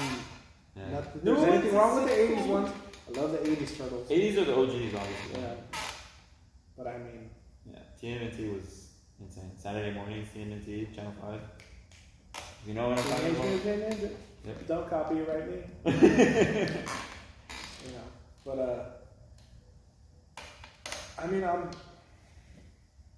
I do know one Joker that I do need to see, and they did try to play it off with Gotham. But it worked, but it didn't. I mean, it didn't work obviously till the last season. Yeah, exactly. With Jerome. Yeah. The brother. Mm-hmm. I felt like he did a good job for what he was given. It was cool. Yeah. It felt like an origin, like. It is origin, So because he's not called Joker. He's not, Yeah, exactly. But he does everything the Joker does. Yeah. And I feel like that Joker was more of the criminal. Yes. So I'm like, all right, this is cool. I mean, I didn't like how he looked at the end as Batman. Which is weird. I mean, they kind of don't really give a full shot. Like, exactly. And then it zooms in on his face. Yeah. I feel like the only thing that kind of sucked for that show was that it ended too quickly. Because if you notice, obviously they have to rush it at the end because the series got canceled. Yeah. And at that time, he's still too young to be Batman. Yeah, it's kind of weird. I mean, he's still, I think he's like 16. Yeah. At the beginning. And Batman doesn't even become Batman. There's supposed to be a time jump. Yeah. And it's like, okay, he's supposed to be older, but it's like... He's like, he's still young. Yeah, it's like... I mean, the perspective of it, the actor, David, I mean, he was still too young. Yeah, exactly. I mean, I would have loved for him to actually, be able to flush out the character of Bruce Wayne a little more, with maybe 2-3 more seasons. Yeah. But, they weren't really getting the ratings. Yeah. We got what we and got. And it didn't even, sad though, is that it just started to get that traction in the later season. Yeah. And then they were like, it's like... Yeah, they were like, oh, wow, this is too late. Sorry. Yeah, it's like, what the fuck? We just started, people just started watching it. I mean, but... Okay, switching over to a different DC property, Titans. Yes. Have you been watching it? It No. just came back. No. But I have seen... Me either. But have you seen the previous seasons? Bits and pieces of it, not too many. Have you seen how that Batman was? I think I have. I'm pretty sure. I believe he's in the last episode, or maybe the... I know is the it guy... the last episode of the first season, or the first episode? I know it's the actor that... I don't know if you know Game Thrones. I'm sure you watch Game Thrones. I have not. Okay. It's one of the... Because I've seen it, and it's one of the actors... The actor that plays Batman, Bruce Wayne, and Titans is the actor from Game of Thrones. And he's pretty good at Game of Thrones. He's really good at Game of Thrones. I'm like, so when I seen his suit, I know he's done other stuff. Yeah. But for some reason, I'm drawing a blank on what else he's done. I think that's for me. That's the only thing. I've literally seen him in other stuff, and I'm like, I can't. For some reason, it's blank. Yep. But I don't know. I feel like the half season though. It was. Yeah. It was cool. Honestly, it looks good. I mean, it's not the greatest. It was a mixture of Michael Keaton's and Christian Bale's. Yeah. A bit more modern, but that old school look. Yeah. Speaking of Michael Keaton, I know. Have you seen that he's returning? Yes. For Flash. Yes. So they are doing a Flashpoint Paradox. They are doing a Flashpoint Paradox, but he's not Thomas Wayne. Okay. Which kind of got me mad. Well, obviously, I feel like Thomas Wayne has to be. I feel like if they were going to do Flashpoint, the way most people want to see it, Exactly. you would have to bring back. I forget the actor's name. He's in The Walking Dead. Yeah, he's also in The Walking Dead. He plays Negan. I'm sorry, I'm literally made for that role. Bro. He was already Thomas Wayne in the movie. Yes. When they show him, get shot, and then the one that plays his wife also plays Maggie Green from The Walking Dead. Yes. If you do the Flashpoint, she literally could have been the female Joker. Yes. Why didn't you do that? Exactly. But going back, Michael Keaton coming back as Batman. Yes. I think it's amazing. Is it? Fucking awesome. Obviously, he's going to be an older Batman. Yeah. So that's still cool. Michael Keaton's honestly he's the from the Tim Burton era. That's that's Batman. It's the great. Yeah. There's we could say the Dark Knight trilogy. The Dark Knight trilogy is the greatest Batman trilogy of all time. Oh, it is. Christian Bale's Batman is the more realistic Batman. You have Ben Affleck's Batman, which is more. I still find it funny how people say that Christian Bale's Batman should have been a part of this Justice League, and I'm like, he would die. Yeah, exactly, he would die. I'm like, this Batman is perfect for he's what literally a street level Batman. Yes. He's not a cosmic fighting Batman like Ben Affleck's. No. Or anything that we've seen in the animated series, exactly, movies. What I do feel like is that I feel like Robert Pattinson's Batman is a mixture of the two. Oh yeah, it's a mixture of I'm Christian Bale so and Ben Affleck. Yes. The suit at first I didn't like it. I thought it was because of the helmet. The helmet I wasn't really too sold on because I don't know, it was too small. Weird with the ears with the bat ears, and I'm like, I don't know, maybe. But as time's gone on, I still go back and I watch the trailer because that trailer is just awesome. It's amazing. And I just love it. I love Nirvana. I love that song. It's the way they utilize that song in the trailer is amazing. It's just it gives it that dark tone. Yes. Because of the remixed version of Something in the Way. Yeah. And it's just I don't know, and then him using the gun. Yes. That the parents were shot with. Yeah. As the bat symbol. That's insane. And that symbol looks. It's like that's metal. Dark metal. Right. It's so dope that they did that. The chest plate does remind me of Christian Bale's rendition. Yeah. Different, obviously very different, but it's that the logo. Yeah. That logo is it's amazing. Speaking of other shoots, there was also one person that was the last one for the Tim Burton Batmans. Mm-hmm. George Clooney. That suit. That's something we don't talk about. Nobody needed a Batman. Nobody needed nips. Nobody on the suit. You did not need Batman. The bat nips. Did he do? So he did Batman and Robin, and he did Batman Forever. He did two of them, right? He did two of them. I think he did two of them. Oh. Or I know Val Kilmer. Okay, so I think it was Val Kilmer that did two. So it's Batman 1, 2. I think. Why am I drawing okay, yeah. So that's it. From what I think, it's Batman 1, 2 of Michael Keaton, Batman Forever, Val Kilmer. Yeah, I think was it? I think it was Val Kilmer. Val Kilmer was the next Batman after Michael Keaton. I'm pretty sure it was. And then it was George Clooney. Yeah. Clooney was Batman and Robin. Okay, yeah. With the Terminator looking like a bum. Him as Mr. Freeze is one of the funniest things I've seen. Holy shit, bro. He could have just been Bane, bro. He literally could have just been Bane. He could have been Bane. Do you know who plays Bane? I don't, actually. I've never. If I remember correctly. Never mind. Sorry about that. Suspense for nothing. I did like Uma Thurman as Poison Ivy. I did like that. Oh yeah, Uma Thurman? Yeah. Her Poison Ivy? Her Poison Ivy could have mixed well with Tim Burton's Batman, like Michael Keaton's Batman. Yeah, or even Val Kilmer's Batman too. Yeah. I feel like she would have meshed better with Val Kilmer. Yes, I agree. I actually have to go back and watch Val Kilmer's Batman. It is goated. Even for him just doing one. It's still goated to this day. It's still dope. But the other thing that pissed me off about the George Clooney Batman was when there's the scene where he pulls out the black debit card or credit card. Uh-huh. He's like, yeah, on my back card. I'm like, that was so stupid. I'm like, I think what I dislike about about that movie, you know. what I dislike about that movie is like the girl from Clueless. Like, really? Oh. She's bad, bro? Like, really, bro? Like, yeah, I know. Okay, like, alright, like, whatever. And then Homeboy that plays Robin, I'm like, cool. Like, I mean, he did okay the first okay. time. The second time, I was like, yeah, exactly. But Sometimes I don't know. like, I'm not.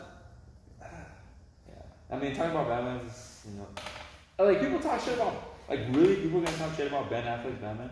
Like, are you serious? Yeah. Like, and you look at George Clooney being personified actor of all time.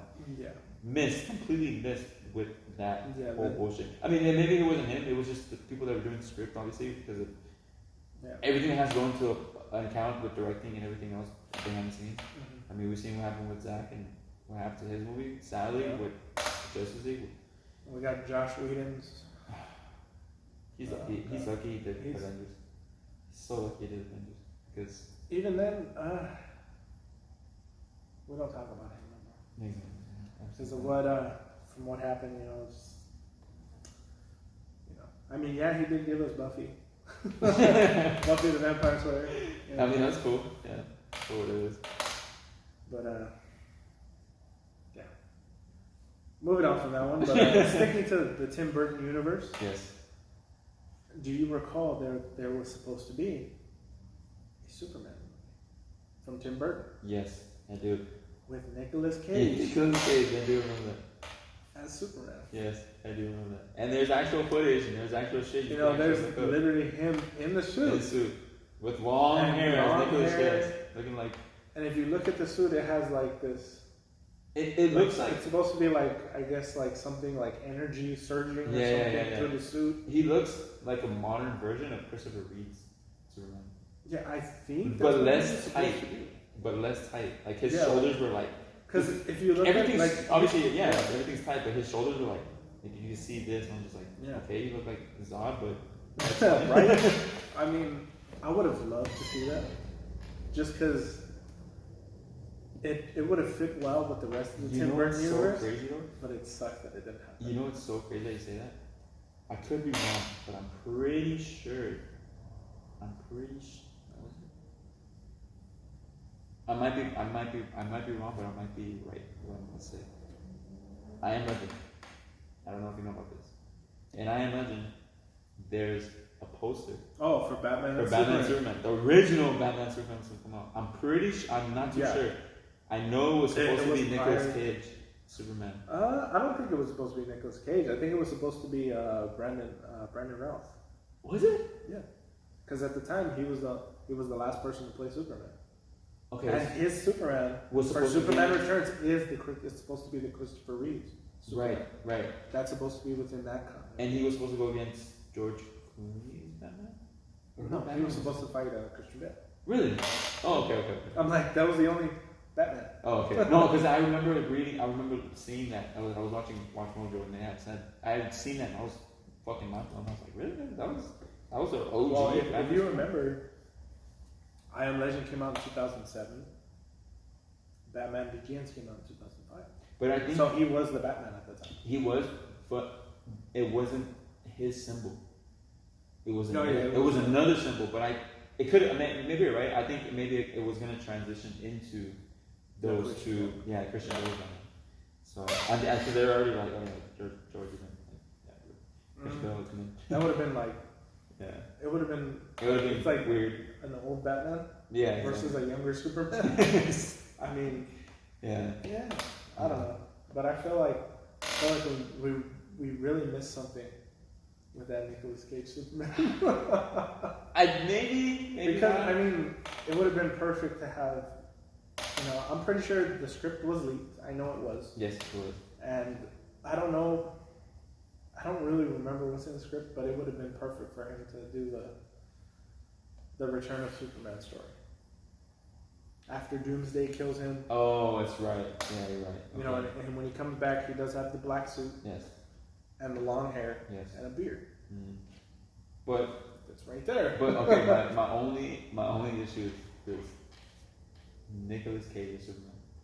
I mean, come on, man. Come on, man. Yeah, I mean, I know. Nicolas Cage, like, he's done a lot of cringy shit recently. Yeah. You know, and His he last movie literally said pretty much everything he's done was for the paycheck. Yeah, exactly. I mean, you know, not to knock him as an actor, because I love Nicolas Cage movies. I do too. National Treasure was great. Could have done without the second one. My favorite movie, and I still get shit for this, is Con Air. That was good. But Gone in 60 Seconds is the best one that he's ever done. A lot of people shit on it That's because of the accent that he does. Yes. But Gone in 60 Seconds is good. Angelina Jolie, when she was popping that around the time, that movie was amazing. But I mean, like, he is though for me. Huh? Yeah, it was cool. I like that movie. It was alright. And then I don't know you're a big Nicolas Cage fan. You know what's so funny though? Why do you think that's my middle name? Oh, it is right. If you guys didn't know, my middle name is Nicholas. Yeah. And the reason why I have that is because my mom was a big Nicolas Cage fan. Ah. So see, I'm learning things out of you. I mean, it might not be spelled the same way. Yes. You know, I do have an H in Nicholas. He doesn't. So if you didn't actually know, he doesn't have an H. I looked it up and I was like, oh, he doesn't. Going on topic, my roommate actually was in. He just came back from Costa Rica today. He was in Costa Rica for a week. Before he had just left, prior to that, he was in Little Tokyo. He's walking down the street, casually. He looks up and he's like, and he's a big guy towering over with little girl, daughter. Guy's wearing a mask, but his facial features are very descriptive. He's like walking past him, doubles back, he's like, What? Nicolas Cage literally from the streets walked right past him. It was him. No pictures were taken, can't prove it, but he did that. I trust him. It was him. He heard his voice. Through the mask. He was with his daughter. He was gonna be like, yo, hey, yeah. But then he saw him. Respectfully, he was like, yeah, I'm not gonna ask him why he's with this kid. I didn't know he was that tall. He's like your height. Oh yeah. And like a little bit taller than that. I was like, what the fuck is sure he's taller than me. Yeah, I was like, I thought it was like my height or like my best friend's height. He's like 6'1", 6'2". I'm just like, okay, yeah. But I didn't think he was like that tall. I was like, that's why he got all those goals back in the day. Yeah. But I will say this. Honestly, I would have had a different reaction. I would have been like, oh my god, Nicolas Cage. I would have been like, I would have said that, but I would have been like I would have been respectful. Of course. Like, obviously with this day and age of COVID, yes. I would have probably, said, hey, I could just picture the talk going, woo, Connor! right? And I would have probably been like, hey, I'm a really big fan.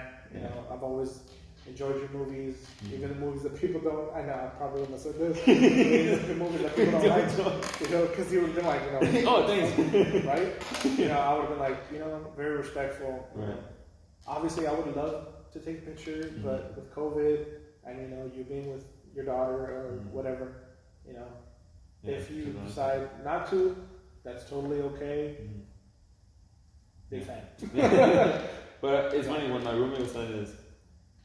I've had people shit on me for this, and I don't give a fuck. I don't care. He is my ghostwriter.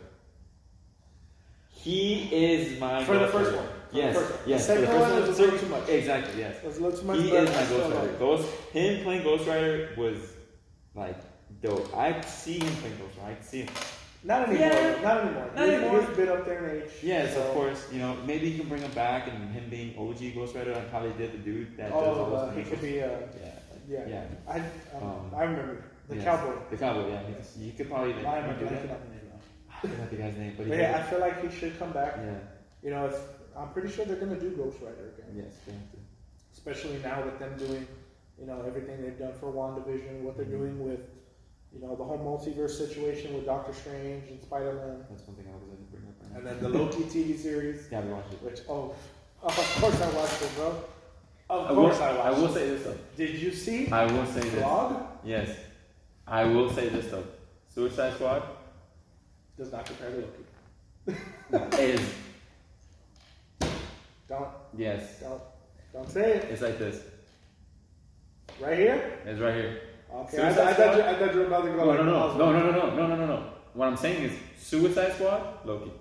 Right there? Right there. Okay. Yeah. It's not a big gap. It's not a big gap. Loki, it could have been its own fucking movie if we could have got it. That was fucking amazing. The way we like going into that the way they did that, how everything transpired was. I didn't think it was gonna be like that. I cannot wait for season 2. It's gonna be dope. And I cannot wait for Ant-Man and the Wasp. Just because Kang, the Conqueror. If people don't know, if you don't know, read comic books. Kang the Conqueror is more powerful, is more of a badass villain than Thanos. Oh yeah. More badass. It's so crazy to think that they're gonna fight that Kang without the OGs. Yeah. Like obviously without when it comes to physical strength, it's Thanos. Of course not. It's Thanos. Yeah. But when it comes to if he were to straight up fight Thanos, which I think he has in the comics, and his skull in his hand, his intellect and the technology that he wields from his timeline, the cosmic aspect of his timeline, also, he can defeat Thanos. Yes. No questions asked. Obviously, maybe not with Thanos, Yeah, obviously with the gauntlet, Infinity Stones, but even with the gauntlet, he has a chance. But without the gauntlet, he is done for. He is gone. But just if you guys don't know, and I don't know if you know, but I know you have. I said you know a lot. Just the fact that that you have some knowledge of the comics. Right. Did you know that he is related to Reed Richards? Yes, of the I do. Fantastic Four. Yes, I do. I believe he is his grandson. Something like that. I know they're related. Yeah, and it was funny because as me and my roommate were watching it, because my roommate's a big Marvel fan, doesn't know a lot like us, but he is learning, catching up with the knowledge. He was like, "Holy shit, I didn't know it." Like that was insane. Yeah. I know when I had seen that, I was like, just from that when they first showed him, I'm like, oh my god, it's Kang. Yeah. I mean, they had already come out and said he was playing Kang for the Ant-Man and Wasp movie. Right. But right when they showed him, and I'm like, it's Kang. Shit, it's Kang. It is. It's Kang, but it's not it's the Kang. It's the variant. It's a different variant of Kang because he is a version of Kang that wants to protect everything. Exactly.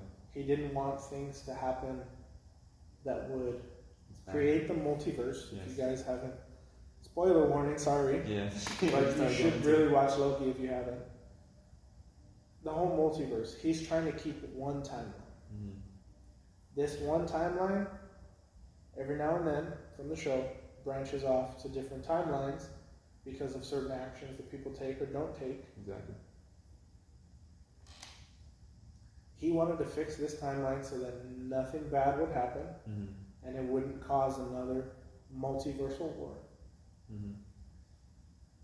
If you guys don't know about the multiversal war, it's in the comics. It is in the comics. But it's not fought by the Kangs. That's what he explains in the show. It's more of a, I believe it's called Battle World. Something if I'm like not that. Mistaken. Something along those lines. Because that does happen in the old cartoons from the 90s. Yes. Where they're all brought together by the Beyonder. It's almost like in the Beyonder. I'm just hoping they do him. Yeah. Honestly, I need Beyonder and I need Madam Web. Yes. I'm calling it. Madam Web. I'm calling it. She's gonna come out in No Way Home. She might. Just because in the multiverse? They were talking about that. There were rumors of that actually happening. Just the way that Loki, like we heard. Obviously, I feel like the spoiler of the multiverse being created was through No Way Home. Oh yeah. Like, Tobey Maguire, Spider-Man, this and that, and we were like, how is this gonna happen? Like this doesn't make sense, like it's, how are you gonna do this? How are you going, especially that our Marvel era has ended with Endgame. They're obviously transitioning to another bigger side of what they want to do. So how is that gonna transpire? How are they gonna piece that together? How are they gonna make it make sense? You know? Okay, well, where does the Infinity Saga end for you? It hasn't. It didn't. You think so? The whole Infinity Saga, Oh. specifically, you know, that have to deal with the stones and everything. Mm-hmm. Kevin Feige has stated it ends at Far From Home. So everything after the second Spider-Man movie is the new saga. It is. Which they haven't named yet. Yeah. Because obviously they, you know, they're setting it up. Still planning everything out for Phase 4. Mm-hmm. So we've had WandaVision. Yes. We've had Loki. Forgot one. Falcon and the Winter Soldier. Yes. Mm-hmm. And then we're gonna have Shang-Chi. Yes. Which comes out in September, which I'm gonna watch when I go to Hawaii. Nice. Then we're gonna have Spider-Man. Yes. Which most likely will be delayed. Eternals. I feel like I could skip that one. Bro, that shit is trash. Bro! They suck. What do you mean? Nah, bro. Bro, I know. They're literally the new Guardians of the Galaxy. And more of just Earth. Yeah. Because they're more, but they're cosmic. They're cosmic beings.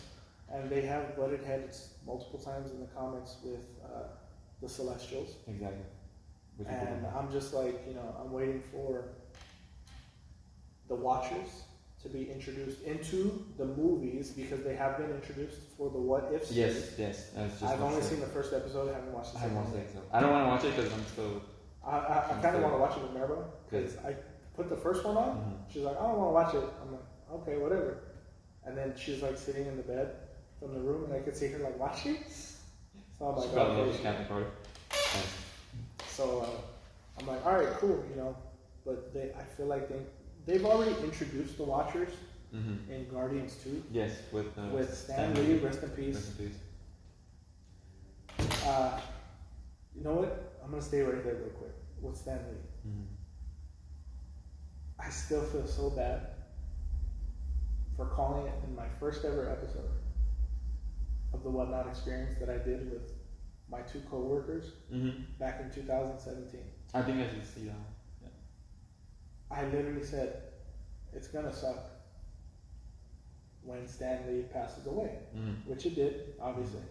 But I literally said it. Put the episode out, and then he passed away the next day. Damn. I was like, what the fuck? That's crazy. I'm like, and that time around, it was around the ending of already the saga, the Infinity Wars. It was right before Infinity War, I believe. Before, yeah. And I'm like, damn. And he already had filmed. Yeah, he filmed the cameo for. Does he have a cameo in Infinity War? Infinity War, he does. No, I know he does. I don't think it's an Endgame. Yes, it is. Does it? Mm-hmm. When he's driving the car, when they go back in time, when they go get the Tesseract, when Captain and Iron Man, and then when Iron Man sees his dad, and he's like, they're going up and things. You know, but that was the last one he ever did. Yeah. I was just thinking that he wasn't in. He's not in. He's not in Far From Home. I feel like my favorite cameo from him, specifically from the MCU as we know it, is the one where he's the FedEx driver and he knocks on the window. Yes. And he's like, I got a package here for Tony Stank.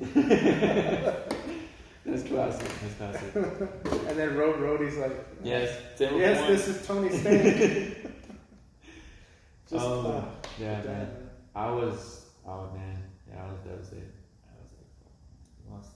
But you know, we lost the legend. But going back to where they show the Watchers and him, such a great scene. Did you know that there's the speculation from that scene that Stan Lee's character, because of his different roles, obviously people only see them as cameos, but there's a whole theory from that the entire time he's been a Watcher. Because what other reason would he have to be speaking to the Watchers? The Watchers, all they do is they literally watch and collect knowledge. Of the universe. They literally have information from the beginning of the universe. Even multiverses too. Yeah. So it's like, is Stan Lee a watcher? Damn. I mean, that would explain his different cameos. Other than the first Iron Man movie, because he is playing Hugh Hefner in that one, but... And the second one too. Yeah. Because he's playing... Oh, yeah, because he's playing Larry King. Oh, yeah, he plays that. Larry! It's iconic. Yeah, I think like those are like one of my two favorites.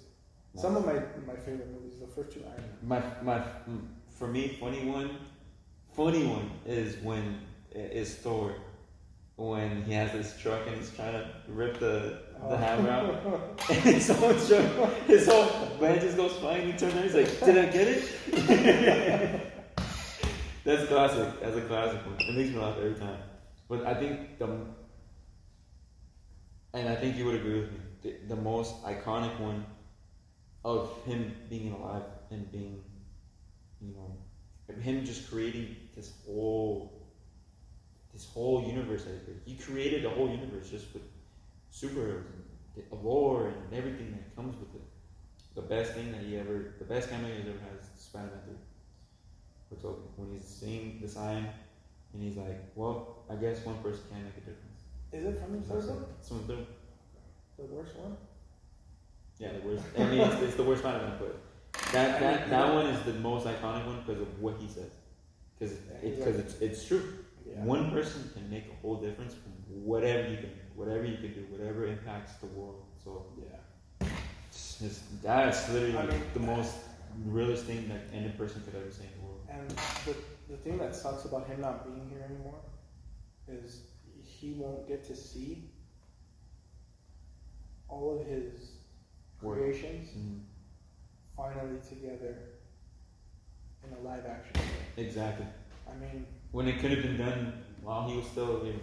I mean, I don't know if you know, 7 years ago it could have been done. When they filmed the first Iron Man, you know how, I think it's the first one, or maybe the second one, I'm pretty sure it's the first one, when Nick Fury comes to him.